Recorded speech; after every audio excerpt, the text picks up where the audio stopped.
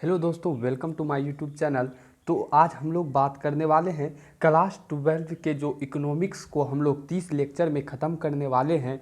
तो उसका हम लोगों का आज 5वां लेक्चर है और 5वां लेक्चर में जो बात करेंगे वह होगा मांग की कीमत लोच। इससे पहले हम लोगों ने मांग के बारे में पूरी अच्छी प्रकार से डिटेल से चौथा लेक्चर जो हमारा हुआ था मांग का नियम, उस पर बात किए थे। मांग क्या होता है उन सभी बातों पर चर्चा कर चुके हैं, इसलिए यहाँ मांग के से आप पूर्ण परिचित हैं तो मांग पर चर्चा नहीं किया जाएगा। डायरेक्ट यहाँ चर्चा किया जाएगा मांग की कीमत लोच से। जो नहीं देखे हैं तो हमारा प्लेलिस्ट बना हुआ है चैनल पर, जाइए वहाँ लिखा हुआ है 30 डेज में संकल्प 30 डेज में इकोनॉमिक्स खत्म, तो उसको क्लिक कीजिए। वहाँ चारों वीडियो आपको अवेलेबल है। और हाँ, आपको पीडीएफ चाहिए तो डिस्क्रिप्शन में लिंक दिया गया है, तो डिस्क्रिप्शन से लिंक से आप टेलीग्राम पर जुड़ जाइए और वहाँ आपको पीडीएफ मिल जाएगा।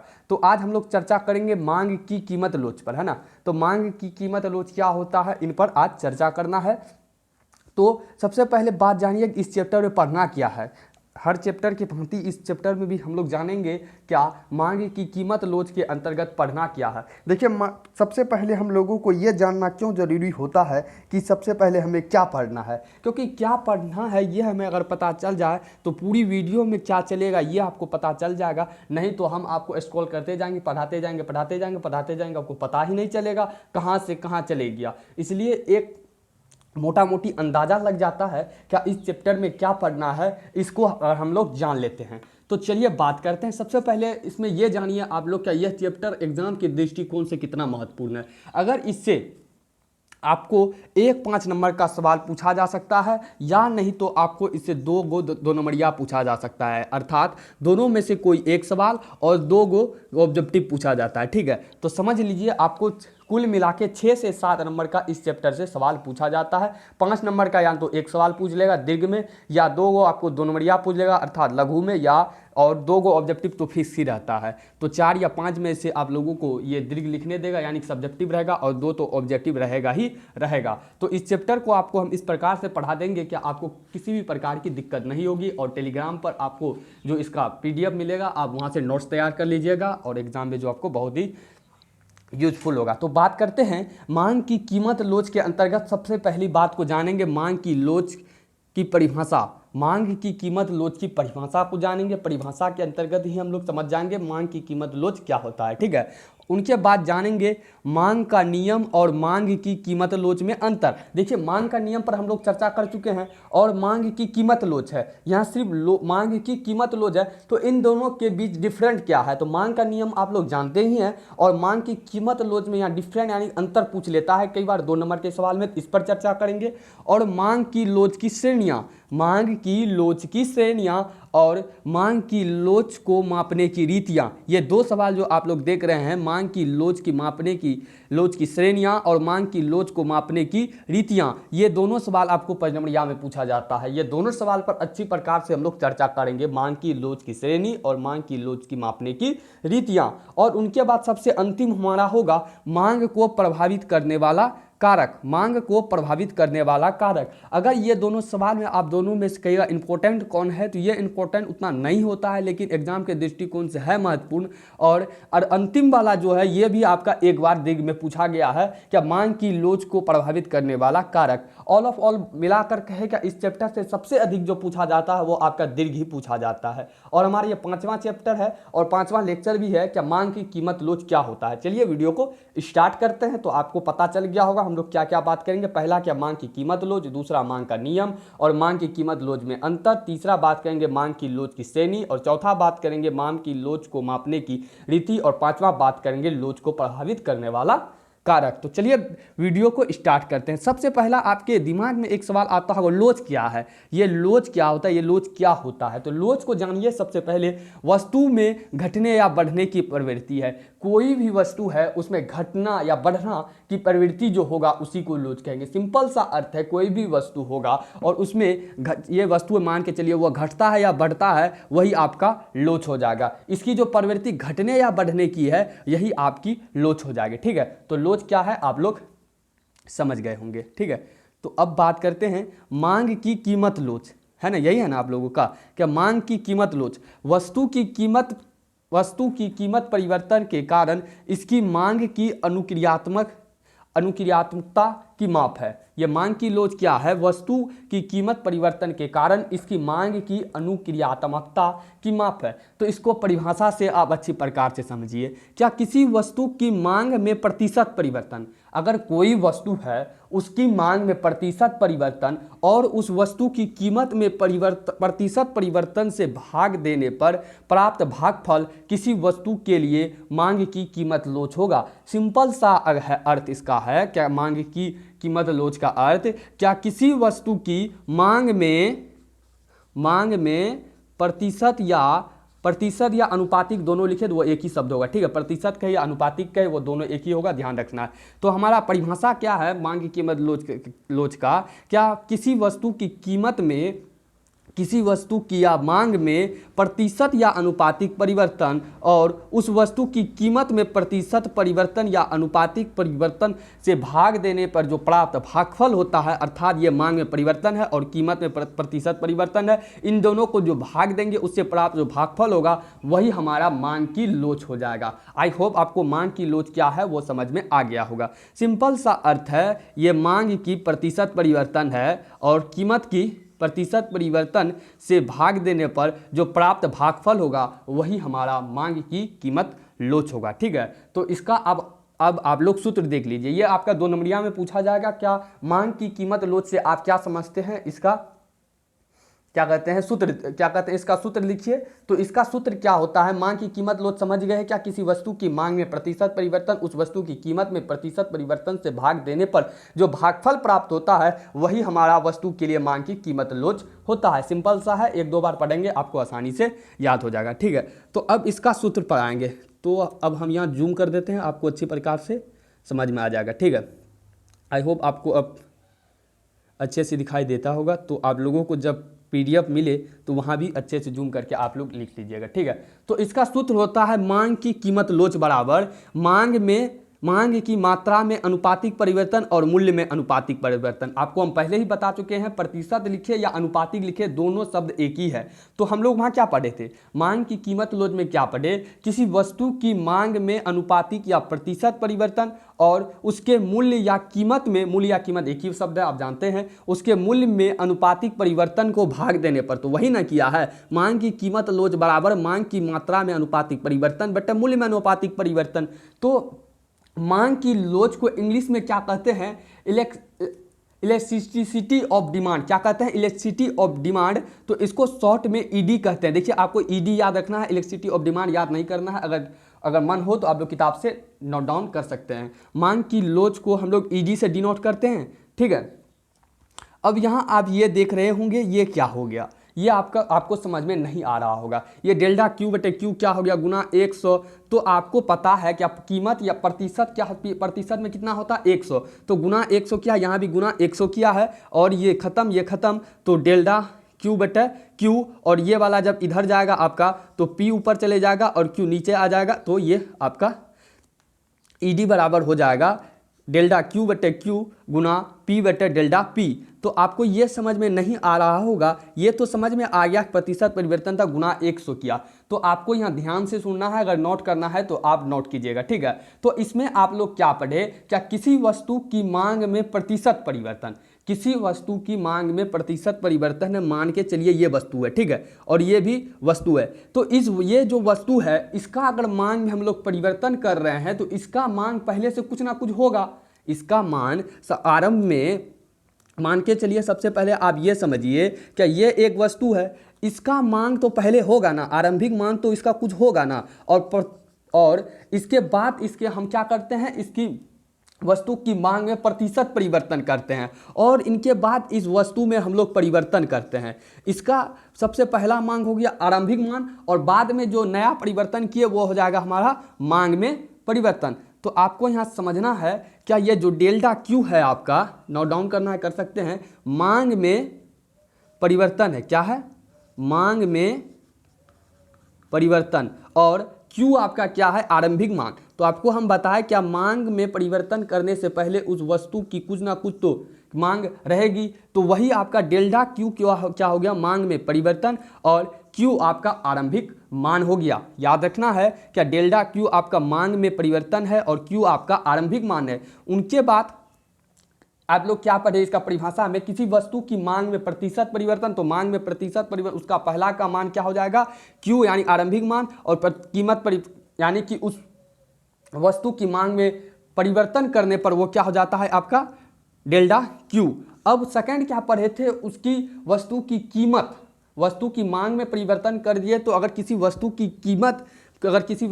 कीमत में प्रतिशत परिवर्तन करते हैं तो प्रतिशत परिवर्तन करने से पहले उस वस्तु की कुछ ना कुछ मांग होगा, वह आपका आरंभिक मान हो जाएगा। अर्थात आपका डेल्टा पी क्या हो जाएगा, आपका कीमत में परिवर्तन, डेल्टा पी क्या हो जाएगा आपका कीमत में परिवर्तन, और पी क्या हो जाएगा आरंभिक मान, पी क्या हो जाएगा आरंभिक मान। आई होप आपको ये समझ में आ गया होगा क्या डेल्टा क्यू क्या है और क्यू क्या है, तो इसका गुना 100 किया और डेल्टा पी बटे पी गुना 100 किया। आपको हम एक बार फिर से इसको बताते हैं क्योंकि आप लोगों को अच्छी प्रकार से समझना है, ठीक है। तो आप लोग इसका डायरेक्ट पहले एग्जाम्पल में क्या समझे, अभी इसका परिभाषा जब देखें, क्या किसी वस्तु की मांग की मात्रा में अनुपातिक परिवर्तन, अगर किसी वस्तु की मात्रा में अनुपातिक परिवर्तन कर रहे हैं, अनुपातिक परिवर्तन करने से पहले उस वस्तु का तो कुछ ना कुछ आरंभिक मान होगा ना, वह आरंभिक मान जो होगा वो आपका वह क्यू से उसको डिनोट करेंगे, वो हो जाएगा आपका आरंभिक मान। और मांग में परिवर्तन अनुपातिक परिवर्तन करने के बाद वह हो जाएगा डेल्टा क्यू, अर्थात वह हो जाएगा मांग में परिवर्तन करने के बाद। और इनमें क्या समझे, क्या किसी वस्तु की मांग में प्रतिशत परिवर्तन, प्रतिशत आ गया, हम लोग इस दोनों को बटे करके यहाँ क्या कर सकते हैं, गुना कर सकते हैं, ठीक है। और इसको इस प्रकार से करेंगे। फिर क्या उसके बाद आगे क्या था, किसी वस्तु की मांग में प्रतिशत परिवर्तन को उस वस्तु की कीमत, अगर यहाँ वस्तु की कीमत आ रहा है तो वस्तु का आरंभिक मान होगा, वस्तु का जो आपका आरंभिक मान होगा वो आपका क्या हो जाएगा, पी हो जाएगा, ठीक है। और उस आरंभिक मान क्या है, पी है, और उसके बाद उसमें आप कीमत परिवर्तन कर रहे हैं, यानी कीमत में प्रतिशत परिवर्तन करें, परिवर्तन करने के बाद उस वस्तु की कीमत क्या हो जाएगी आपकी डेल्टा पी हो जाएगा, अर्थात प्रतिशत परिवर्तन करने के बाद। और इसमें क्या कर रहे हैं आप, प्रतिशत परिवर्तन कर रहे हैं, तो ये दोनों खत्म हो जाएगा और डेल्टा आपका क्यू बटे डेल्टा क्यू क्यू बटे डेल्टा क्यू हो जाएगा और गुना पी बटे, आपको इस प्रकार से आपका जो प्राप्त होगा वो इस प्रकार से प्राप्त हो जाएगा। आई होप आपको जो मान की लोच था वो समझ में आ गया होगा। अगर आप इतना भी लिख देते हैं तो वहाँ आपको 2 का 2 नंबर मिल जाएगा, लेकिन आपको हम समझाने के लिए पूरी अच्छी प्रकार से बता दिए। इसमें किसी भी प्रकार की दिक्कत है तो आप हमें कमेंट कर सकते हैं, ठीक है। तो ईडी क्या है, आपकी मांग की कीमत लोच है। तो अब आप ये समझ गए क्या हमारा, अब इसको हम जूम आउट कर देते हैं, ठीक है। अब आप लोग समझ गए कि मांग की परिभाषा क्या आती है, मांग की लोच की परिभाषा क्या होती है। क्या किसी वस्तु की कीमत, किसी वस्तु की मांग में प्रतिशत परिवर्तन और उस वस्तु की कीमत में प्रतिशत परिवर्तन को भाग देने पर जो भागफल प्राप्त होगा वह उस वस्तु के लिए मांग की कीमत लोच हो जाएगा। और इसकी परिभाषा को भी समझ लिए। तो मांग की लोच के नियम के अंतर्गत एक दो चार फैक्ट आता है, उसको समझिए, ठीक है। ये आपको ऑब्जेक्टिव में बहुत ही काम देगा। तो सबसे पहला फैक्ट है कि मांग की लोच का नियम परिमाणात्मक कथन। ये आपको है जो ऑब्जेक्टिव में ये डायरेक्ट उठा के पूछ लेगा कि मांग की लोच कैसा कथन है। तो मांग की लोच क्या है, परिमाणात्मक कथन है, आपको याद रखना है। नेक्स्ट याद करना है कि मांग की लोच किसी वस्तु की कीमत में परिवर्तन के सापेक्ष मांग में परिवर्तित हुई मात्रा को बताता है, जबकि अन्य बात समान हो। देखिए, मांग की लोच जो है वह किसी वस्तु की कीमत में परिवर्तन के सापेक्ष मांग में जो परिवर्तन होगा वही बताएगा, जबकि अन्य बातें समान होगा। नेक्स्ट याद रखना है, मांग की लोच ऋणात्मक होती है। डायरेक्ट याद रखना, ऑब्जेक्टिव में डायरेक्ट ये सवाल कोई पूछता है मांग की लोच कैसी होती है, तो मांग की लोच ऋणात्मक होती है, क्योंकि वस्तु की मांग और उस वस्तु की कीमत में विपरीत संबंध पाया जाता है। तो विपरीत संबंध पाया जाएगा तो वो ऋणात्मक होगा ही, अर्थात मांग की लोच आपका ऋणात्मक होता है। मांग की कीमत लोच का गुणांक एक शुद्ध संख्या होता है। याद रखना है, मांग की कीमत लोच का गुणांक एक शुद्ध संख्या होता है और कीमत तथा मांगी गई मात्रा में इकाइयां स्वतंत्र होता है। इस गुणक को रुपये तथा किलोग्राम आदि में व्यक्त नहीं किया जा सकता है। कहने का अर्थ इस लाइन का है कि मांग की कीमत की लोच का जो गुणांक होता है वह एक शुद्ध संख्या होगा और कीमत तथा मांगी गई मात्रा में जो होगा वह इकाई स्वतंत्र होगा और इस जो गुणांक होगा इसको रुपये तथा किलोग्राम आदि में व्यक्त नहीं किया जा सकता है। तो आपको यहाँ याद रखना है इसमें से क्या मांग की लोच जो होता है वो आपका परिमाणात्मक कथन है। मांग की लोच का जो नियम है वो परिमाणात्मक कथन है। और उनके बाद याद रखना है कि मांग की लोच जो है मांग की कीमत लोच एक गुणांक का एक शुद्ध संख्या होता है और मांग की लोच ऋणात्मक होती है। ठीक है, तो अब हम लोग बात करेंगे क्या दूसरा आपको हम क्या दिखाए थे यहाँ कि मांग के नियम और मांग की कीमत लोच में अंतर। यह सवाल आपका 2 नंबर में कई बार पूछा गया है, इस सवाल को आप लोग कंप्लीट रखेंगे। क्या मांग की नियम तथा मांग की लोच में अंतर। तो सबसे पहला अंतर आपको हम यहाँ समझाते हैं कि मांग की लोच जो था वो आपका वह परिमाणात्मक कथन है। अभी आप समझ लिए मांग का नियम और मांग की कीमत लोच में अंतर के अंतर्गत सबसे पहले ये बात जानिए कि मांग की कीमत लोच अभी तुरंत आपको बताया ये परिमाणात्मक कथन है और मांग की नियम में आपको हम बताए थे कि मांग का नियम आपका गुणात्मक कथन है। ये दोनों आपको पूरा कंप्लीट रखना है कि मांग का नियम आपको हम बताए थे कि मांग का नियम एक गुणात्मक कथन है और मांग की कीमत लोच अभी तुरंत बताया क्या परिमाणात्मक कथन है। तो सबसे पहला अंतर आपको यही लिखना है क्या मांग का नियम गुणात्मक कथन है और मांग की कीमत लोच परिमाणात्मक कथन है। तो आपको इस प्रकार से लिखना है, तो इसको हम जूम करके आपको दिखाते हैं। ठीक है, ये समझिए आप मांग का नियम और मांग की लोच इस प्रकार से आपको वहाँ लिखना है। अगर इस प्रकार से आप लिखते हैं तो 2 का 2 नंबर मिलेगा, डायरेक्ट आपको नहीं लिखना है। वह 2 जो एक बताए वो एक यहाँ नहीं आ पाने के कारण आपको वही बता दिया। ठीक है, तो जूम करने के बाद आपको फ्रेश तो दिखाई देता ही होगा। तो समझिए अन्य बातें समान रहने पर मांग का नियम किसी वस्तु की कीमत और इसकी मांगी गई मात्रा में विपरीत संबंध बताता है। देखिए मांग का नियम क्या होता है कि अन्य बात अगर समान रहेगा तो मांग का नियम किसी वस्तु की कीमत और उसकी मांगी गई मात्रा में विपरीत संबंध बताता है। यह बात आपको हम बता चुके हैं पिछले लेक्चर में। और मांग की लोच क्या है, वस्तु की कीमत में परिवर्तन के परिणाम स्वरूप इसकी मांग में जिस दर से परिवर्तन होता है उसे मांग की लोच कहते हैं। आपको हम बताएं ना इसका परिभाषा में मांग की लोच के अंतर्गत क्या किसी वस्तु की कीमत में जो प्रतिशत परिवर्तन होगा वह उस वस्तु की कीमत में प्रतिशत परिवर्तन के अनुसार होगा।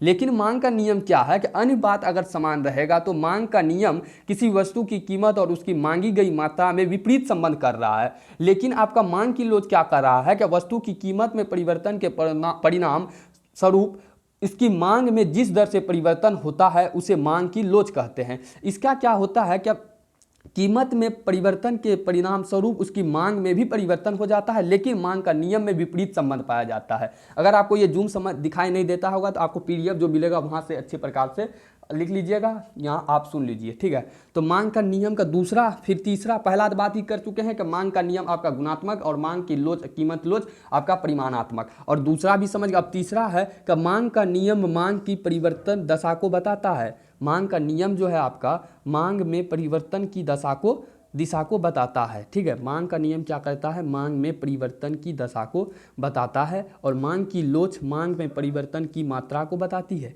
मांग की लोच क्या है, मांग में परिवर्तन की मात्रा को बताता है।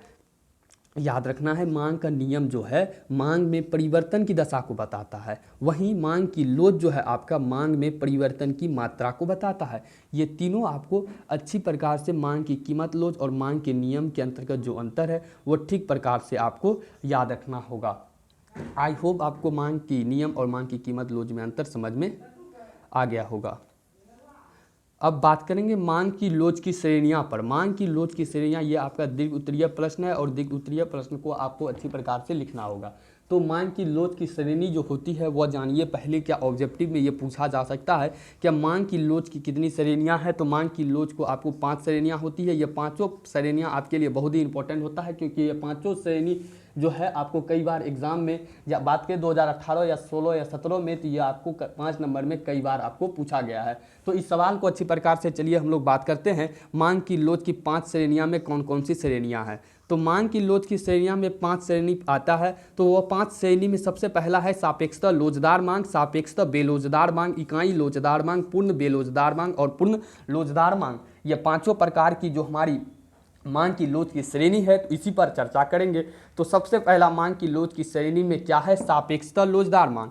सेकंड है सापेक्षतः बेलोचदार मांग। थर्ड है इकाई लोचदार मांग। चौथा है आपका पूर्ण बेलोचदार मांग और पूर्ण लोचदार मांग। आपको ये अच्छी प्रकार से याद रखना है कि मांग की लोच की पांचों श्रेणी का नाम अच्छी प्रकार से याद रखना है, क्योंकि दीर्घ का सवाल है तो अच्छी प्रकार से इसे याद रखना है। तो इसमें जो आपको कहेगा रेखा चित्र के माध्यम से प्रदर्शन करने के लिए, तो रेखा चित्र के माध्यम से अभी आप लोगों को हम समझाएंगे और सिंपल सा इसका परिभाषा से समझाएंगे। अगर मांग की लोच की श्रेणी आप पूछे और पांचों श्रेणी आप लिख दे तो आपको 5 में 5 नंबर नहीं मिलेगा। इसे आपको परिभाषा के साथ पांचों को और इसका जो इमेज होता है उसके साथ बनाना होगा। तो चलिए बात करते हैं। सबसे पहले हम लोग सापेक्षतः लोचदार मांग की सब बात करेंगे, सापेक्षतः लोचदार मांग पर, ठीक है।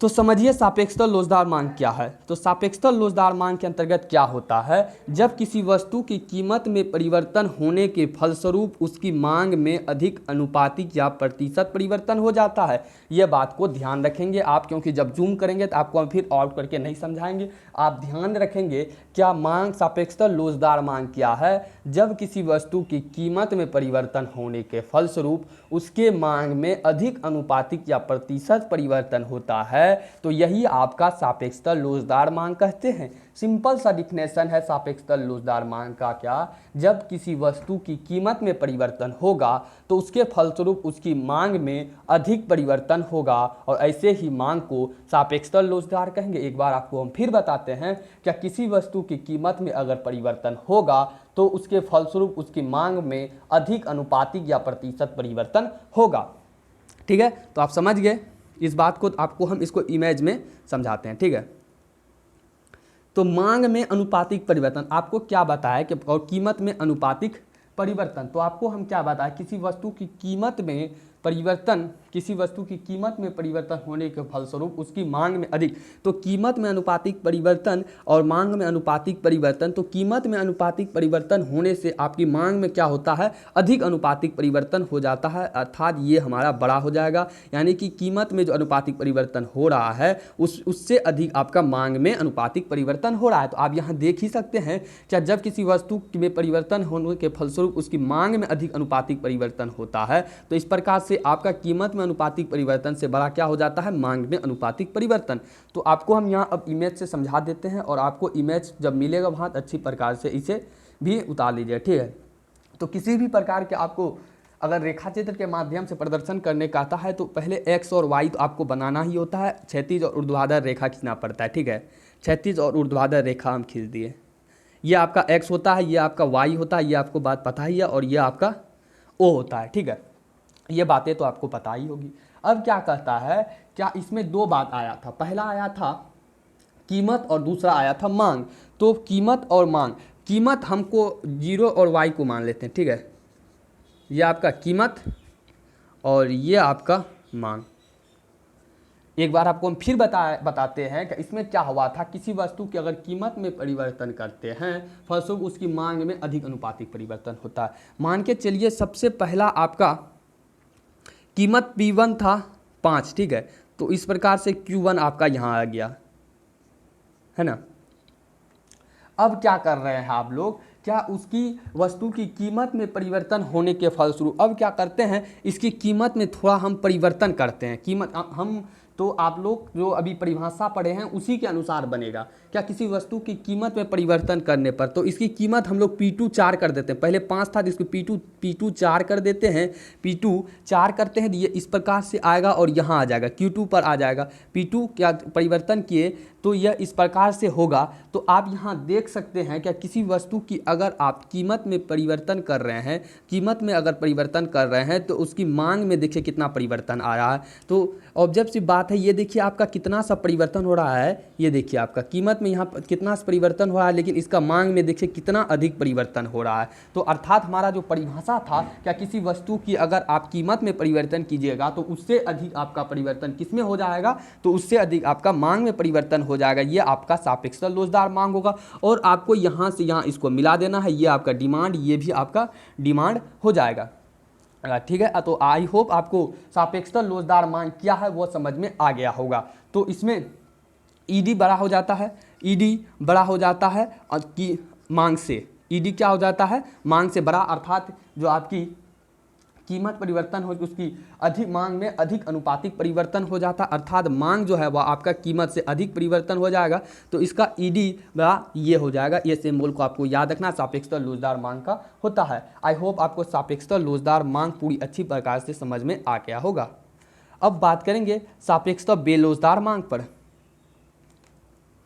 सापेक्षता बेलोचदार मांग क्या है, जब किसी वस्तु की कीमत में परिवर्तन होने के फलस्वरूप उसकी मांग में कम अनुपातिक परिवर्तन होता है। बस जस्ट अपोजिट है। सापेक्षता लोचदार में क्या हुआ कि कीमत में परिवर्तन होने के फलस्वरूप उसकी मांग में अधिक अनुपातिक परिवर्तन हो गया, लेकिन सापेक्षता बेलोचदार मांग में क्या हो रहा है, जब किसी वस्तु की कीमत में परिवर्तन हो रहा है तो फलस्वरूप उसकी मांग में कम अनुपातिक परिवर्तन होता है, तब ऐसी मांग को हम लोग सापेक्षता बेलोचदार मांग कहते हैं। इसको ज़्यादा समझाने की तो जरूरत ही नहीं है।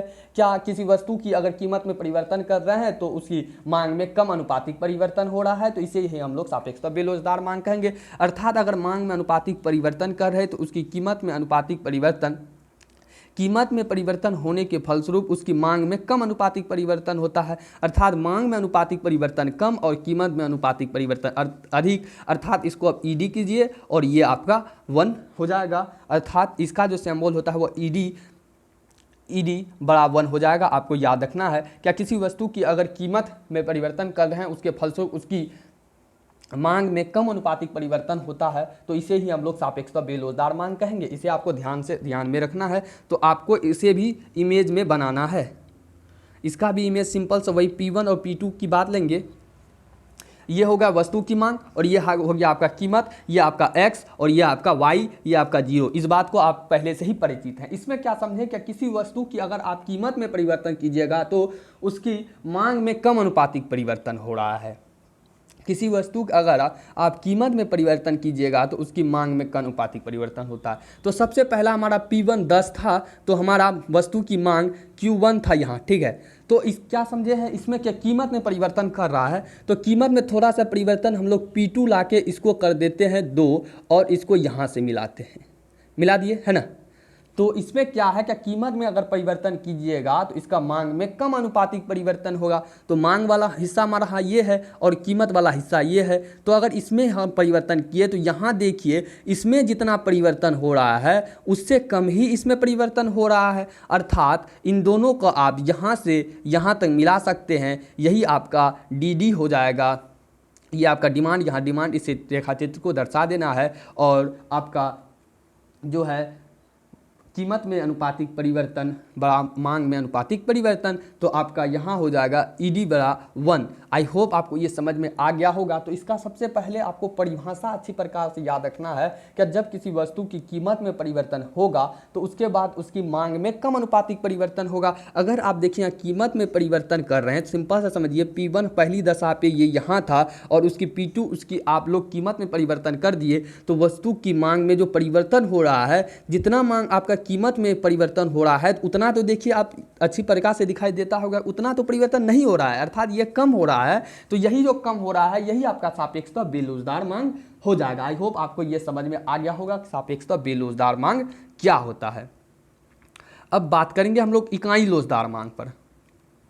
अभी तक हम लोगों ने 3 प्रकार की लोचदार मांग को देख लिए। पहला सापेक्षता लोचदार मांग, दूसरा सापेक्षता बेलोचदार मांग, अब पढ़ेंगे इकाई लोचदार मांग। इकाई लोचदार मांग हमारा क्या है, कि जब किसी वस्तु की कीमत में परिवर्तन के फलस्वरूप उसकी मांग में उसी अनुपात में परिवर्तन होता है। देखिए जिस प्रकार से कीमत में परिवर्तन हो रहा है उसी अनुपात में आपका मांग में भी परिवर्तन हो रहा है। तो ऐसी मांग की इकाई को आप लोग इकाई लोचदार मांग कहेंगे। याद रखना है क्या इकाई लोचदार मांग क्या है, क्या जब किसी वस्तु की कीमत में परिवर्तन होगा और उसी के अनुसार मांग में भी परिवर्तन हो जाएगा, तो ये आपका इकाई लोचदार मांग होगा। अर्थात कीमत में अनुपातिक परिवर्तन बराबर मांग में अनुपातिक परिवर्तन आप बोल सकते हैं, क्योंकि सिंपल सी बात है कि अगर कीमत में जितना परिवर्तन हो रहा है तो उतना मांग में भी परिवर्तन हो रहा है, अर्थात दोनों का पल्ला जो है बराबर है। अर्थात आप लोग कह सकते हैं ईडी बराबर यहाँ 1, अर्थात ये दोनों आपका बराबर है। जितना परिवर्तन आपका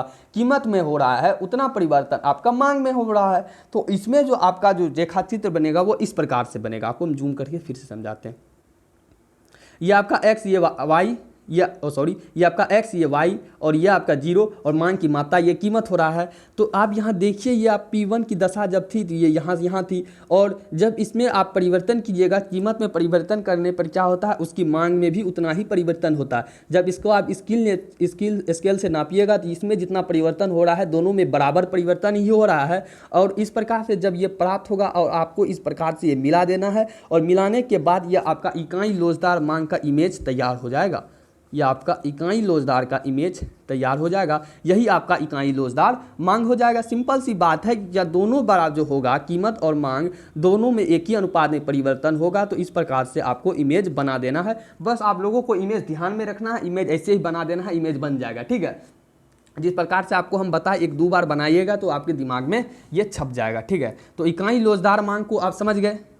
अब बचा हमारा 2 मांग, पहला पूर्णतः लोचदार मांग और दूसरा क्या, पूर्णतया लोचदार मांग। पहला क्या है, पूर्णतः बेलोचदार मांग, और बचा पूर्णतः लोचदार। पहला पूर्णतः बेलोचदार मांग और पूर्णतया लोचदार मांग पढ़ेंगे, और ये हमारा मांग की लोच की श्रेणी खत्म हो जाएगी। तो समझिए पूर्णतः बेलोचदार मांग क्या है। ये हमारा बेलोचदार मांग, जब किसी वस्तु की कीमत में परिवर्तन के फलस्वरूप, देखिए अगर आप इसको 1-2 बार घर में रिवाइजिंग नहीं करते हैं तो आपके दिमाग में ये नहीं रहेगा, ये हमारी गारंटी है, इसलिए आप इसे रिवीजन में रखेंगे। तो याद रखेंगे क्या, जब किसी वस्तु की कीमत में परिवर्तन के फलस्वरूप उसकी मांग में कोई परिवर्तन नहीं हो रहा है। यहाँ क्या हो रहा है, क्या कोई वस्तु है उसकी कीमत में परिवर्तन हो रहा है लेकिन उसका मांग में कोई परिवर्तन नहीं होगा, तो ऐसा मांग को ही आप लोग पूर्णतः बेलोचदार मांग कहेंगे। सिंपल सा बात है, क्या अगर कोई वस्तु है उसमें कीमत में परिवर्तन हो रहा है लेकिन उसकी मांग में जो है आपका कोई परिवर्तन नहीं हो रहा है, तो आपका क्या होगा, पूर्णतः बेलोचदार मांग होगा। अर्थात आप इसे इस प्रकार से लिख सकते हैं, क्या मांग में प्रतिशत परिवर्तन बराबर, मांग में प्रतिशत परिवर्तन हो गया लेकिन आपका इसका किसी वस्तु की कीमत में प्रतिशत परिवर्तन, किसी वस्तु कीमत में प्रतिशत परिवर्तन के फलस्वरूप उसकी मांग में कोई परिवर्तन नहीं होता है, तो ऐसी मांग को पूर्णतः बेलोचदार मांग कहा जाता है। तो डायरेक्ट आपको हम ईडी ही जानते हैं किसे कहते हैं, वस्तु की लोच। ईडी आपको बता चुके हैं क्या होता है। अर्थात इसका क्या होता है, मांग में कोई परिवर्तन नहीं होता है, अर्थात 0, यानी कि वस्तु की कीमत में परिवर्तन ईडी है आपका, तो यह आपका 0। तो याद रखना है, पूर्णतः बेलोचदार जो होता है वो आपका ईडी बराबर क्या होता है, 0 होता है। क्या होता है, 0 होता है। आपको ये ध्यान में रखना है। ईडी क्या है, कीमत में अनुपातिक परिवर्तन, अर्थात कीमत में तो परिवर्तन हो रहा है लेकिन उसकी मांग में कोई परिवर्तन नहीं हो रहा है। यह हो जाएगा आपका पूर्णतः बेलोचदार मांग। तो इसको आप रेखा चित्र के माध्यम से किस प्रकार बनाएंगे उसको समझिए। ये हो गया वस्तु की मात्रा, ये हो गया आपका कीमत।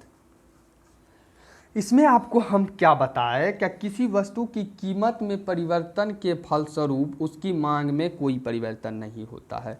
अर्थात आप P1 है, ये आपका M1 है, ये आपका वस्तु की मात्रा है। तो इसके अंतर्गत आप लोग कीमत में P1 कीजिए, P2 कीजिए, P3 कीजिए या P4 कीजिए, ऊपर जाइए नीचे आइए, कितना भी परिवर्तन कीजिएगा आपका वस्तु की मात्रा में अब यहाँ से कोई भी परिवर्तन दिखाई नहीं देगा। अर्थात आप कितनों भी कीमत में परिवर्तन कीजिए उसका मांग में आप यहीं तक रहेंगे, अर्थात इसका मांग यहाँ बढ़ के नहीं आएगा, इसका मांग जो है यहीं तक रहेगा। तो यही आपका हो जाएगा पूर्णतः बेलोचदार मांग। क्योंकि आप इसमें समझे, क्या किसी वस्तु की कीमत में आप कितना भी परिवर्तन कीजिए लेकिन उसकी मांग में कोई परिवर्तन नहीं हो रहा है, तो वही ना आपका पूर्णतः बेलोचदार मांग है। अर्थात यही आपका पूर्णतः बेलोचदार मांग का इमेज है। आई होप आपको ये भी समझ में आ गया होगा कि पूर्णतः बेलोचदार मांग क्या होता है। अब समझेंगे पूर्णतया लोचदार मांग, और उनके बाद ये हमारा मांग की लोच की श्रेणी खत्म हो जाएगा। तो पूर्णतया लोचदार मांग क्या है इसको समझिए, जस्ट उसका अपोजिट है। इसमें क्या है, जब किसी वस्तु की कीमत में नगण्य परिवर्तन अथवा नहीं होता, उसमें क्या हो रहा था, कीमत में परिवर्तन हो रहा था लेकिन उसका मांग में कोई परिवर्तन नहीं होता है। इसमें जस्ट अपोजिट क्या है कि जब किसी वस्तु की कीमतें में परिवर्तन नहीं हो रहा है लेकिन उसकी मांग में क्या हो रहा है, उसके फलस्वरूप मांग में अत्यधिक परिवर्तन होने लगता है। तो इसके फलस्वरूप क्या होता है, अगर कीमत में परिवर्तन नहीं भी होता है लेकिन उसका मांग में क्या होता है, अत्यधिक परिवर्तन हो जाता है, तो ये आपका क्या हो जाएगा, वस्तु की मांग की पूर्णतया लोचदार मांग। याद रखना है, अगर किसी वस्तु की कीमत में प्रतिशत या अनुपातिक या किसी भी प्रकार का परिवर्तन ना हो लेकिन उसकी मांग में अत्यधिक परिवर्तन होने लगे तो ऐसी मांग को पूर्णतया लोचदार मांग कहते हैं। तो इसका इमेज किस प्रकार से बनेगा, इमेज नहीं बनाइएगा तो आपको नंबर नहीं मिलेगा, इमेज बनाना बहुत ही जरूरी है। तो मात्रा ये मूल्य, इसका मूल्य यहाँ तक है, ठीक है। तो इसके अंतर्गत आप मात्रा में कितना भी परिवर्तन कीजिएगा, यहाँ भी जाइएगा तो आपका मूल्य वही रहेगा, यहाँ भी आइएगा तो मूल्य यही रहेगा। अर्थात हमारा परिभाषा क्या था, किसी वस्तु की अगर आप कीमत में कोई भी परिवर्तन नहीं कीजिएगा लेकिन उसके फलस्वरूप उसकी मांग में जो है वो अत्यधिक परिवर्तन हो जाता है, हो सकता है, इसी को हम लोग पूर्णतया लोचदार मांग कहते हैं। अर्थात ईडी बराबर जो है हमारा अपरिवर्तनीय ऐसे इमेज होता है। अर्थात किसी वस्तु की कीमत में अगर कोई भी परिवर्तन नहीं होता है तो इसके फलस्वरूप मांग में अत्यधिक परिवर्तन होता है, मांग में अत्यधिक परिवर्तन जो होता है वो अपरिवर्तनीय हो जाता है। अर्थात पूर्णतया लोचदार मांग का जो इमेज सिंबल आप लोगों को किसी यहाँ एग्जाम में इस प्रकार से दे देगा और पूछेगा क्या ईडी बराबर पूर्णतया लोचदार मांग, तो ऑप्शन में ये 4-5 दे देगा, ईडी बराबर 0, ईडी बराबर 1, तो ये हो जाएगा ईडी और परिवर्तनीय। आपको ध्यान में रखना, ये पांचों का आपको हम बताए हैं। तो हमारा ये पांचों जो था मांग की लोच की श्रेणी वो आपको समझ में आ गया होगा। तो आपको हम एक बार शॉर्ट कोड में फिर से बताते हैं, इसका चित्र बहुत इंपॉर्टेंट है, वो आपको याद रखना है। तो सापेक्षता लोचदार मांग क्या था, ध्यान से सुनिएगा। जब किसी वस्तु की कीमत में परिवर्तन होने के फलस्वरूप उसकी मांग में अत्यधिक अनुपातिक परिवर्तन होता है, इससे सापेक्षता लोचदार मांग कहते हैं। जस्ट इसका अपोजिट था सापेक्षता बेलोचदार मांग क्या, जब किसी वस्तु की कीमत में परिवर्तन के होने के फलस्वरूप उसकी मांग में कम अनुपातिक परिवर्तन होता है तो उसे सापेक्षता बेलोचदार मांग कहते हैं। थर्ड क्या था, इकाई लोचदार मांग क्या, जब किसी वस्तु की कीमत में परिवर्तन होगा और उसी के फलस्वरूप और उसकी मांग में भी उसी अनुसार से परिवर्तन होगा तो वह इकाई लोचदार मांग कहलाता है। और पूर्ण बेलोचदार मांग क्या था कि जब किसी वस्तु की कीमत में परिवर्तन होने के फलस्वरूप उसकी मांग में कोई परिवर्तन नहीं होता है तो वह आपका पूर्णतः बेलोचदार मांग होगा। और पूर्णतया लोचदार मांग आपका क्या था कि जब किसी वस्तु की कीमत में परिवर्तन होता ही नहीं है या नगण्य परिवर्तन होता है लेकिन उसका मांग में जो है अत्यधिक परिवर्तन होता है तो वह आपका क्या हो जाता है, पूर्णतया लोचदार मांग। इसका सिंबल आपको हम एक बार फिर से बना देते हैं, आपको ध्यान में रखना है। ईडी बराबर 1, जस्ट इसका अपोजिट ईडी बड़ा 1 बड़ा और इकाई लोचदार में ईडी बराबर 0, ईडी बराबर 1 और इसमें ईडी बराबर 0 और इसमें ईडी बराबर अपरिवर्तनीय। ये इमेज आपको याद रखना, ये पांचों का। अब हमारा मांग की लोच की श्रेणियाँ भी खत्म हो गया। तो अब हम लोगों को क्या पढ़ना है, तो यहाँ तक हम लोगों ने कंप्लीट कर लिया। अब मांग की लोच की मापने की रीति पर चर्चा करेंगे। तो चलिए बात करते हैं मांग की लोच की मापने की रीति पर।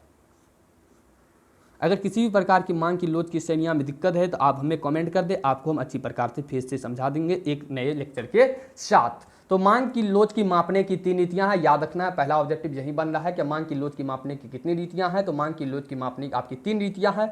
तो मांग की लोच की मापने की 3 रीतियां, तीनों रीतियां आपको याद रखना है। प्रतिशत या अनुपातिक रीति, ज्यामितीय या बिंदु रीति, कुलव्यय रीति। 3 रीति है, प्रतिशत या अनुपातिक रीति, ज्यामितीय या बिंदु रीति, कुलव्यय रीति। देखिए, आपको हम पहले वीडियो में बताए हैं कि इकोनॉमिक्स एक ऐसा सब्जेक्ट है, अगर आप शुरू से लेक्चर नहीं देखते हैं तो आपको इकोनॉमिक्स अच्छी प्रकार से किसी भी की लेक्चरार का वीडियो समझ में नहीं आएगा। लेकिन अगर आप किसी भी लेक्चरार का अगर शुरू से वीडियो देखते हैं तो वो आपको समझ में आ गया। खास करके आप क्लास 12 की अगर इकोनॉमिक्स की बात करें तो वह आपका एक चैप्टर दूसरे चैप्टर से लिंक है, इसलिए आपको हम बोलते हैं कि शुरू से हमारा वीडियो को देखते आइएगा। इसलिए अगर आपको हम जब मांग पर चर्चा कर चुके हैं तो उसको हम यहाँ उतना डिटेल से आपको नहीं बताए, तो आपको इसके लिए पिछले लेक्चर पर जाना होगा। तो चलिए उस बात को हटाइए, तो आप इस बात को खुद ही समझ सकते हैं कि किसी भी चैप्टर को अगर किसी भी अगर बुक को पढ़ा जाए, उसे अगर शुरू से पढ़ा जाए तो उसे पढ़ने की मज़ा कुछ और ही है। लेकिन हमारा यहाँ टॉपिक है मांग की लोच की मापने की रीति। तो मांग की लोच की मापने की रीति जो है वो हमारा 3 प्रकार का रीति है, प्रतिशत या अनुपातिक रीति फर्स्ट, सेकंड ज्यामितीय या बिंदु रीति, थर्ड हमारा है कुलव्य रीति। तो सबसे पहली बात करेंगे प्रतिशत या अनुपातिक रीति क्या होता है। इसका जो सबसे पहला ऑब्जेक्टिव बनता है प्रतिशत या अनुपातिक रीति का प्रतिपादन किसने किया था, ये आपका कई बार एग्जाम में पूछा गया है। आपको डायरेक्ट याद रखना है प्रतिशत या अनुपातिक रीति का जो आपका प्रतिपादन किया है वो प्रतिशत या अनुपातिक रीति का जो प्रतिपादन किया है वो आपका प्रोफेसर फलक्स किया है। कौन किया है? फलक्स। ध्यान में रखना है प्रतिशत या अनुपातिक रीति का जो प्रतिपादन किया है वो आपका फलक्स किया है। फलक्स एक अर्थशास्त्री था, वही किया है। इसको हम MVVI आपको लगा देते हैं, यानी मोस्ट वेरी वेरी इंपॉर्टेंट है। क्या प्रतिशत या अनुपातिक रीति का जो प्रतिपादन किया है वो प्रोफेसर फलक्स थे। तो प्रतिशत या अनुपातिक रीति होता क्या है उसको समझिए। इस रीति के अनुसार मांग की लोच को अनुमान लगाने के लिए क्या है, क्या इस रीति के अनुसार मांग की लोच के अनुमान लगाने के लिए, अर्थात मांग की लोच को माप रहा है तो मांग की लोच को अनुमान ही लगाया जाएगा। तो मांग की लोच को जो अनुमान लगाया जाता है मांग में होने वाले प्रतिशत परिवर्तन और कीमत में होने वाले प्रतिशत परिवर्तन से भाग दिया जाता है। सिंपल सा है। क्या इस रीति के अनुसार मांग की लोच अनुमान करने के लिए मांग में होने वाले प्रतिशत परिवर्तन और कीमत में होने वाले प्रतिशत परिवर्तन से भाग कर दिया जाता है। तो इसका सूत्र होता है कि मांग में प्रतिशत, मांग आपको लिखना है प्रतिशत या अनुपातिक रीति पूछा जाए तो मांग में परिवर्तन यानी कि प्रतिशत परिवर्तन बटे कीमत में अनुपातिक या प्रतिशत परिवर्तन। तो ये दोनों जो हमारा होगा वो सूत्र हो जाएगा, बटे कर देना है मांग में प्रतिशत परिवर्तन और बटे कीमत में अनुपातिक परिवर्तन। ये आपका हो जाएगा प्रतिशत या अनुपातिक रीति का सूत्र। तो एक बार फिर से आपको बताते हैं कि प्रतिशत या अनुपातिक रीति क्या है। मांग की लोच मापने की फर्स्ट रीति है और इसके अंतर इसका जो प्रतिपादन किया है वो प्रोफेसर फलक्स किया है। इस रीति के अनुसार मांग की लोच ज्ञात करने के लिए मांग में होने वाले प्रतिशत परिवर्तन और कीमत में होने वाले प्रतिशत परिवर्तन से भाग कर दिया जाता है। हमारा मांग की प्रतिशत या अनुपातिक रीति निकल जाता है। अब सेकंड बात करेंगे, आपका सेकंड इसमें क्या है, ज्यामितीय या बिंदु रीति। इसी पर चर्चा करेंगे। तो ज्यामितीय या बिंदु रीति भी आपका सरल है। क्या ज्यामितीय या बिंदु रीति, इस ज्यामितीय रीति में मांग वक्र के किसी बिंदु पर मांग की लोच ज्ञात करने के लिए उस बिंदु पर एक स्पर्श रेखा खींचा जाता है। यह क्या है, ज्यामितीय या बिंदु रीति, मांग वक्र के किसी भी बिंदु पर मांग की लोच अगर ज्ञात करेंगे तो उस बिंदु पर एक स्पर्श रेखा खींचा जाएगा तो वह आपका ज्यामितीय या बिंदु रीति होता है। और इसका सूत्र होता है ज्यामितीय रीति के आधार पर ED बराबर निचला भाग, याद रखना है ऑब्जेक्टिव में पूछा जाता है। ज्यामितीय या बिंदु रीति का सूत्र होता है निचला भाग बटे ऊपर का भाग। तो ये आपका सूत्र है, इसे आपको ध्यान में रखना। यहाँ दिया हुआ है सूत्र, उतार लेंगे। तो इसमें आप क्या समझे, ज्यामितीय या बिंदु रीति के अंतर्गत क्या इस ज्यामितीय रीति में मांग वक्र के किसी बिंदु पर मांग की लोच ज्ञात करने के लिए उस बिंदु पर एक स्पर्श रेखा खींचा जाता है। तो ये आपका है मांग वक्र, ठीक। और इसमें आपको ज्ञात करना है ज्यामितीय या बिंदु रीति। तो इसमें एक आपको यहाँ से एक स्पर्श रेखा खींच देना है, यही आपकी क्या हो जाएगी, मांग की लोच हो जाएगी और ज्यामितीय या बिंदु रीति हो जाएगी। बस सिंपल सा था, वो आपको भी समझ में आ गया होगा, ठीक है। अब तीसरा है कुलव्य रीति पर चर्चा करेंगे और उनके बाद हम लोगों का कुलव्य रीति। कुलव्य रीति क्या है, देखिए कुलव्य रीति क्या है, ये थोड़ा लंबा है तो इसको अच्छी प्रकार से समझिए। कुलव्य रीति, इस रीति का प्रतिपादन प्रोफेसर मार्शल किया था। देखिए प्रतिपादन कौन किसका किया है ये आपको ध्यान में रखना है। जैसे प्रतिशत या अनुपातिक रीति का कौन किया था, तो प्रोफेसर फलक्स किया था। वही दूसरा है हमारा ज्यामितीय बिंदु रीति, इसका तो बताया ही नहीं है। तो तीसरा है कुलव्य रीति, जिसका प्रतिपादन किया है आपका प्रोफेसर मार्शल। ये बात आपको ध्यान में रखनी है। तो इस रीति में क्या होता है, क्या इस रीति में यह ज्ञात किया जाता है कि वस्तु की कीमत में परिवर्तन होने से कुल व्यय में कितना और किस दिशा में परिवर्तन होगा। अगर किसी वस्तु की कीमत में परिवर्तन होगा तो उसका कुल व्यय में कितना परिवर्तन होगा, यानी कि अगर किसी वस्तु की कीमत में परिवर्तन होगा तो उस वस्तु पर किया गया खर्च अर्थात व्यय कितना होगा और किस दिशा में होगा। ये बात हमारा कौन बताएगा, कुलव्य रीति बताएगा। कुल व्यय रीति का सूत्र होता है आपका वस्तु की कीमत गुना वस्तु की मांग। ये आपको एक्स नहीं पढ़ना है, गुना है क्या, वस्तु की कीमत गुना वस्तु की मांग। कुल व्यय रीति हमारा क्या है, आपको फिर से समझाते हैं कि एक प्रोफेसर मार्शल थे, उसने इस रीति का प्रतिपादन किया और यह रीति यह बताता है कि अगर किसी वस्तु की कीमत में परिवर्तन हो रहा है तो वह परिवर्तन होने पर कुल व्यय कितना होगा और वह किस दिशा में होगा, और इसका सूत्र होता है वस्तु की कीमत गुना वस्तु की मांग। और इस रीति के अनुसार क्या होता है, मांग की लोच को केवल 3 श्रेणियों में आकलन किया जाता है। देखिए मांग की लोच मापने की 3 श्रेणी थी, प्रतिशत, ज्यामिति या कुल व्यय रीति। लेकिन कुल व्यय रीति के अंतर्गत भी आपको 3 प्रकार से मांग की लोच का आकलन करना होगा। ये बात आपको ध्यान में रखना है, वो तीनों रीति आपको याद करना होगा। तो पहला रीति आपका आ जाएगा इकाई के बराबर मांग लोच। इकाई के बराबर मांग लोच क्या है, क्या यह कीमत में वृद्धि या कमी होने पर कुल व्यय स्थिर रहता है, तब मांग की लोच इकाई बराबर मांग लोच होती है। इकाई बराबर मांग लोच क्या होगा, अगर कीमत में वृद्धि होगा या कमी भी होगा लेकिन कुल व्यय अगर स्थिर रहेगा। देखिए कुल व्यय का आपका 3 विधि के अंतर्गत अध्ययन किया जाता है। कुल व्यय विधि के अंतर्गत 3 विधि अगर आप अध्ययन करेंगे तो उसमें सबसे पहला आता है इकाई के बराबर मांग लोच। और इकाई के बराबर मांग लोच क्या है, अगर किसी वस्तु की कीमत में वृद्धि या कमी हो रही है, अगर किसी वस्तु कीमत में वृद्धि या कमी हो रहा है लेकिन उसका कुल जो खर्च है वह आपका स्थिर रहेगा तो वह आपका इकाई के बराबर मांग लोच हो जाएगा। सेकंड आता है इकाई से अधिक मांग लोच। यह कीमत के घटने पर कुल व्यय बढ़ता है अथवा कीमत के बढ़ने पर कुल व्यय घटता है तब मांग की लोच इकाई से अधिक होगी। देखिए इकाई से अधिक मांग लोच क्या है, अगर कीमत यदि किसी वस्तु की कीमत घटने पर कुल व्यय बढ़ेगा और कीमत बढ़ने पर कुल व्यय घटता है तो यह आपका मांग की लोच इकाई क्या हो जाएगी, इकाई से अधिक मांग लोच हो जाएगी। क्या हो जाएगी, इकाई से अधिक मांग लोच हो जाएगी। सिंपल सा बात है, अगर आपको ये कंफ्यूज ज़्यादा करेगा जिससे आप पढ़ते रहिएगा कंफ्यूज नहीं होगा। और थर्ड है इकाई से कम मांग लोच। इकाई से कम मांग लोच क्या है, कि यदि कीमत के घटने पर कुल व्यय बढ़ता है तथा कीमत के बढ़ने पर कुल व्यय घटता है तब मांग की लोच क्या होगी, इकाई से कम मांग लोच होगी। देखिए ये तीनों का आप ध्यान में नहीं भी रखिएगा चलेगा, लेकिन आपको ये 3 रीति जो पहला बताए थे, आपको प्रतिशत क्या बताए थे, प्रतिशत, ज्यामितीय अनुपातिक रीति, ज्यामितीय बिंदु रीति, कुल व्यय रीति, ये तीनों का आपको डिफिनेशन याद रखेंगे और आपका परिभाषा याद रखेंगे तो डिफिनेशन परिभाषा तो एक ही हुआ, तो इसका जो आपका सूत्र था उसको याद रखेंगे तो आराम से नंबर मिल जाएगा। तो वस्तु की कीमत जो गुना वस्तु की मांग जो हमारा था कुल व्यय रीति का, तो आपको इसका सूत्र याद रखना है। ज्यामितीय बिंदु रीति का परिभाषा का जो सूत्र है निचला भाग बटे ऊपर भाग आपको याद रखना है। और प्रतिशत या अनुपातिक रीति का प्रतिपादन प्रोफेसर फलक्स किया था, इसका सूत्र क्या था, मांग में प्रतिशत परिवर्तन बटे कीमत में अनुपातिक परिवर्तन को भाग दीजिएगा तो आपका प्रतिशत या अनुपातिक रीति आ जाएगा। तो इस प्रकार से आपको मांग की लोच की मापने की जो 3 प्रकार की रीति थी वो अच्छी प्रकार से समझ में आ गया होगा। अब बात करेंगे मांग की लोच को प्रभावित करने वाला कारक, और उनके बाद आपको पता ही है कि हमारा एक छोटा सा टेस्ट होगा और हमारा ये लेक्चर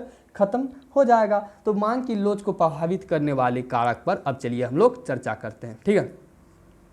किसी भी प्रकार की अगर आपको डाउट रहे तो आप हमें कमेंट कर सकते हैं, तो आपको वहाँ अच्छी प्रकार से डायरेक्ट आप हमें टेलीग्राम पर कमेंट कीजिए, आपको हम डायरेक्ट सॉल्यूशन वहीं पर दे देंगे, क्योंकि हमारा लक्ष्य जो है 30 वीडियो में इकोनॉमिक्स खत्म करना, वो तो हम करके ही रहेंगे, ठीक है। तो बात करते हैं मांग की लोच को प्रभावित करने वाला कारक। ये आपका हम पहले बता चुके हैं, ये आपका दीर्घ का सवाल है और दीर्घ में पूछा जाएगा 5 नंबर में, ठीक है।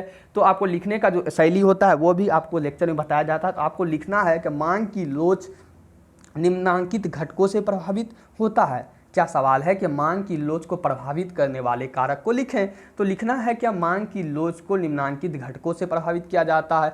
तो निम्नांकित घटक में आपका सबसे पहला घटक लिखना है वस्तु की प्रकृति। देखिए प्रकृति के आधार पर वस्तु को अब बांट दिया गया है। प्रकृति के आधार पर वस्तु को 3 प्रकार में बांट दिया गया है। पहला आपका बांटा गया है वस्तु को आवश्यक वस्तु, आरामदायक वस्तु, विलासिता की वस्तु। ये तीनों प्रकार की वस्तु को बांटा गया है वस्तु की प्रकृति के अंतर्गत। याद रखना है आवश्यक वस्तु नमक, गेहूं, चावल, जो हम लोग आवश्यक वस्तु हो गई। लिखना है आवश्यक वस्तु की मांग बेरोजगार होती है। बेरोजगार क्या होती है आपको हम समझा चुके हैं, इसको हम नहीं बताएंगे तो वीडियो बहुत ज़्यादा लंबी हो जाएगी।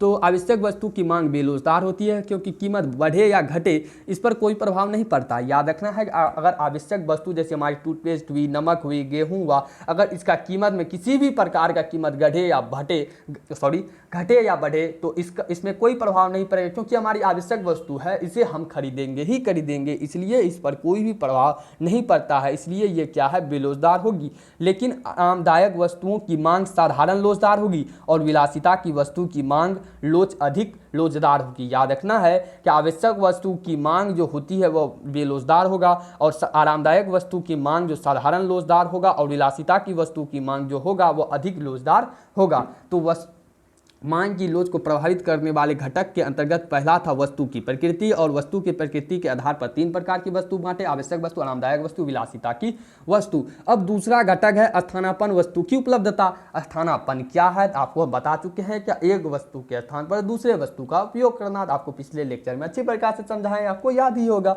तो चलिए स्थानापन्न की वस्तु किस प्रकार से मांग की लोच को प्रभावित करता है उसको जानिए। यदि किसी वस्तु के अन्य स्थानापन्न उपलब्ध हो, यानी कि एक वस्तु के बदले दूसरा वस्तु उपलब्ध हो, तब ऐसी वस्तु की मांग की लोच अत्यधिक लोचदार होगी, क्योंकि जब किसी वस्तु की कीमत बढ़ जाती है तो उसके स्थान पर अन्य स्थानापन्न वस्तु का प्रयोग होने लगता है। मान के चलिए अगर इस वस्तु के स्थान पर आप इस वस्तु का ही उपयोग कर सकते हैं। आपको हम पहले बता चुके हैं स्थानापन्न वस्तु क्या है, एक के स्थान पर दूसरे का प्रयोग कर सकते हैं। अगर इस वस्तु की आप कीमत ढेर बढ़ गई तो इसके स्थान पर हम तो इसका प्रयोग कर सकते हैं और इसका दाम भी कम है, तो फटाक से हम ये वस्तु पर आ जाएंगे और इसका उपयोग कर लेंगे। तो यही आप हमारा क्या हो जाएगा, स्थानापन्न या वस्तु की उपलब्धता। वही हमारा यह कह रहा है कि यदि किसी वस्तु के अन्य स्थानापन्न उपलब्ध है तब ऐसी वस्तु की मांग अत्यधिक लोचदार होगी, क्योंकि जब किसी वस्तु की कीमत बढ़ जाएगी तो उसके स्थान पर अन्य स्थानापन्न वस्तुओं की प्रयोग होने लगती है, और यही आपका है स्थानापन्न वस्तु की उपलब्धता। अब बात करेंगे तीसरा घटक हमारा वस्तु का वैकल्पिक प्रयोग।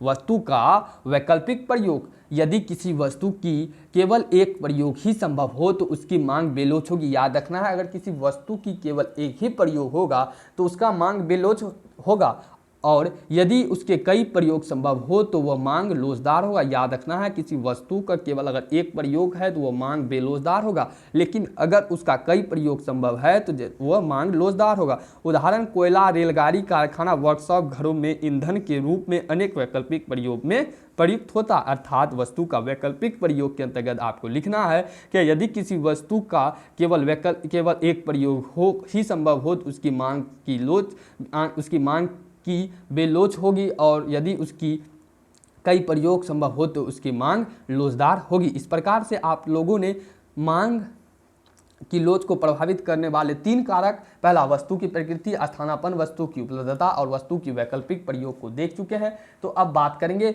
व्यय की राशि भी मांग की लोच को प्रभावित करता है। कैसे प्रभावित करता है उसको जानिए। जिन वस्तुओं पर आय का अधिक भाग व्यय किया जाता है उनकी मांग अधिक लोचदार होगी। सिंपल सी बात है, अगर कोई वस्तु पर आय का अधिक भाग व्यय किया जाएगा तो उसकी मांग अधिक लोचदार होगी, तथा जिन वस्तुओं पर उपभोक्ता अपनी आय का अति सूक्ष्म भाग व्यय करता है उसकी मांग बेलोच होगी। सिंपल सी बात है, व्यय राशि की अंतर्गत क्या है कि जिन वस्तु पर आय का अधिक भाग व्यय किया जाता है यानी कि खर्च किया जाएगा तो उसका मांग अधिक लोचदार होगा, तथा जिन वस्तु पर उपभोक्ता अपनी आय का अति सूक्ष्म भाग व्यय करेगा तो उसकी मांग क्या होगी, बेलोच होगी।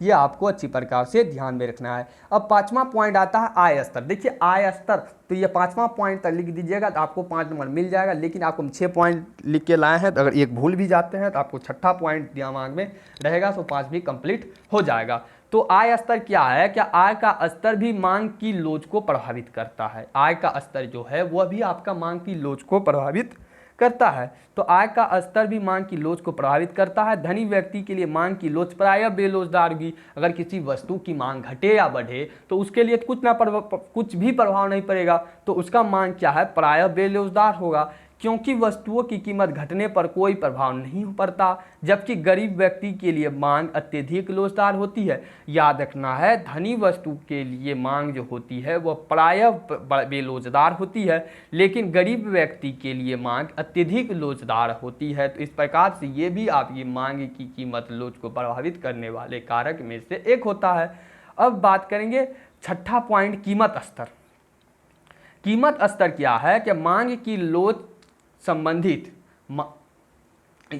लोच संबंधित वस्तु की कीमत स्तर भी निर्भर करता है। मांग की लोच अगर संबंधित कारक की अंतर्गत बात करें तो कीमत स्तर पर भी मांग की लोच संबंधित वस्तु निर्भर करता है। तो कीमत के ऊंचे स्तर पर मांग की लोच अधिक होगी। अगर कीमत का ऊंचा स्तर में क्या होगा, मांग का जो लोच होगा वो अधिक होगा, और कीमत के नीचे स्तर पर मांग की लोच कम होगी। तो इस प्रकार से 6 पॉइंट आपको बताए हैं हम क्या मांग की लोच को प्रभावित करने वाले कारक में वस्तु की प्रकृति, और दूसरा हमारा क्या था, स्थानापन्न वस्तु था।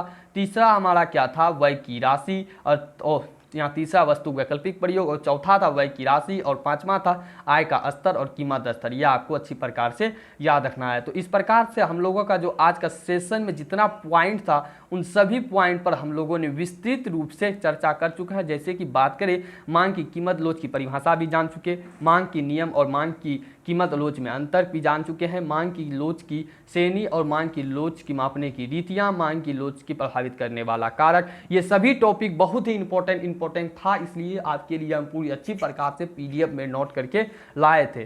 तो आपको ये सेशन कैसा लगा वीडियो पर कमेंट करके हम अवश्य बताएं। तो अब हम लोग बात करेंगे अंतिम जो हमारा सब रोज का होता है टेस्ट। अब समझिए आपका आ गया टेस्ट। तो समझिए फर्स्ट सवाल आपका क्या है, ध्यान में से देखिए और इसका आंसर आप हमें कमेंट बॉक्स पे लिखते जाइएगा।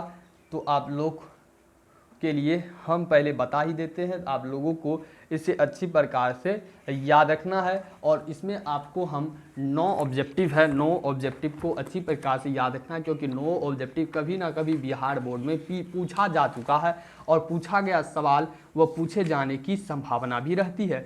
तो सबसे पहला हमारा सवाल जो आता है वो सवाल है, मांग की लोच है। मांग की लोच है, गुणात्मक कथन मात्रात्मक कथन दोनों इनमें से कोई नहीं। आपको हम 2 बार बताए थे, मांग की लोच क्या है, मात्रात्मक कथन है।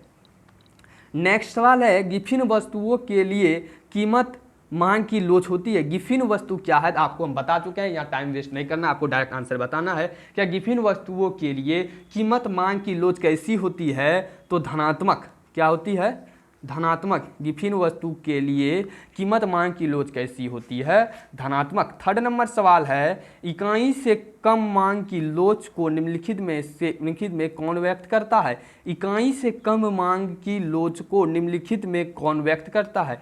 इकाई से कम मांग की लोच को निम्नलिखित में कौन व्यक्त करता है। आवश्यक वस्तु, आरामदायक वस्तु, विलासिता की वस्तु, या इनमें से कोई नहीं। तो इकाई से कम मांग की लोच कौन करता है, तो आपका आंसर है आवश्यक वस्तु। माप की लोच मापने के लिए प्रतिशत या अनुपातिक रीति, सिंपल सा आंसर आपको 4 बार बताए हैं, फ्लक्स। याद रखना है हमारा फ्लक्स आंसर है, फ्लैक्स नहीं होगा, जल्दी में गलती नहीं करना है। क्या हमारा क्या आंसर होगा, वो होगा फ्लक्स। मांग की लोच का जो प्रतिशत या अनुपातिक रीति था वो आपका कौन था, तो फ्लक्स था। चौथा सवाल है, मांग की लोच प्रभावित करने वाला कारक, वस्तु प्रकृति, कीमत स्तर, आय स्तर, इनमें से सभी। तो सिंपल सा आंसर मांग की लोच प्रभावित करने वाला ये चारों है, अभी तुरंत जान चुके हैं। मांग की लोच कितने प्रकार की होती है, मांग की लोच कितने, 1 4 2 4 5। तो सिंपल सा 5 आंसर। आपको ये सब सवाल इस प्रकार से भी आप लोग को पढ़ाए हैं कि आपको एक भी सवाल आप लोगों से वहाँ छूटेगा नहीं। आवश्यक वस्तुओं की मांग की लोच होती है। अगर आवश्यक वस्तु है तो उसकी मांग सीमित थोड़ी होगी, आवश्यक वस्तु की मांग तो असीमित होगी, सिंपल सी बात है। अगर कोई आवश्यक वस्तु है, नमक, गेहूं या आटा, किसी भी प्रकार आवश्यक वस्तु की बात कीजिए, उसका मांग क्या होगा, शून्य होगा, सीमित होगा। इनमें से कोई नहीं, इनमें से कोई तो होगा ही नहीं, क्योंकि आवश्यक वस्तु की तो मांग होगी। अर्थात इसका जो सही आंसर है वो असीमित, यानी आवश्यक वस्तुओं की मांग कैसी होती है, असीमित होती है। याद रखना है आपको इस सवाल को, ठीक है। ओ सॉरी, इस सवाल में थोड़ा गलती हो गया हमारा। क्या आवश्यक वस्तुओं की मांग की लोच पूछी जा रही है ना, आवश्यक वस्तु की मांग की लोच पूछी जा रही है। तो याद रखना आवश्यक वस्तु की मांग की लोच जो होती है वो मिस हो गया थोड़ा, याद रखना इस सवाल को। क्या आवश्यक वस्तु की मांग की लोच जो होती है वो आपकी शून्य होती है। आवश्यक वस्तु की मांग की लोच यहाँ पूछी जाए, हम तो आवश्यक वस्तु की मांग समझ रहे थे। तो यहाँ पर अभी देखिए सवाल, क्या आवश्यक वस्तु की मांग की लोच पूछी जाएगी, तो आवश्यक वस्तु की मांग की लोच क्या हो जाएगी, शून्य हो जाएगी। क्या हो जाएगी, शून्य हो जाएगी। आपको इस सवाल को अच्छी प्रकार से याद रखना। हम लोच पर ध्यान ही नहीं दिए थे, क्या कि बहुत टाइम 1 डेढ़ घंटा क्लास लेना डायरेक्ट, तो समझते हैं कितनी बड़ी बात है। तो 8वां सवाल है मांग की कीमत लोच से अभिप्राय है। मांग की कीमत लोच से अभिप्राय क्या है? कीमत परिवर्तन कार्य, मांग में परिवर्तन, वास्तविक आय में परिवर्तन या कीमत में परिवर्तन। तो आपको एक लाइन में फर्स्ट में ही बताए थे, कीमत में परिवर्तन कारण मांग में परिवर्तन, मांग की कीमत लोच का अभिप्राय है। विलासिता वस्तु की मांग होती है, बेलोचदार, लोचदार, अत्यधिक या इनमें से कोई नहीं। याद रखना है, विलासिता वस्तु की मांग जो होती है वो आपकी होती है अत्यधिक लोचदार। कैसी होती है? अत्यधिक लोचदार। तो इस प्रकार से हमारा आज का जो टॉपिक था, क्या मांग की कीमत लोच, जिससे बहुत ही इंपॉर्टेंट था, वो हमारा आज कंप्लीट हो गया। तो वीडियो अच्छा लगे तो वीडियो पर लाइक तो अवश्य करें और वीडियो पर कमेंट तो एक बढ़िया सा कर दे। और अगर आप चैनल पर नए हैं तो चैनल को सब्सक्राइब कर ले और जो बच्चे के इकोनॉमिक सब्जेक्ट हैं उन्हें शेयर कर दे, ताकि सभी बच्चों को इसका लाभ मिल सके। तो मिलते हैं नेक्स्ट वीडियो में नेक्स्ट टॉपिक के साथ। तब तक के लिए इजाज़त। Thank you all of you, thanks for watching. और आपको एक बात और बता दें कि हमारे चैनल पर आपको पॉलिटिकल हिंदी सब का भी वीडियो मिल जाएगा, तो आप चैनल पे जाके विजिट कर सकते हैं और वीडियो को देख सकते हैं, टिप्स एंड ट्रिक के साथ मिलेगा। तो thank you all of you, thanks for watching.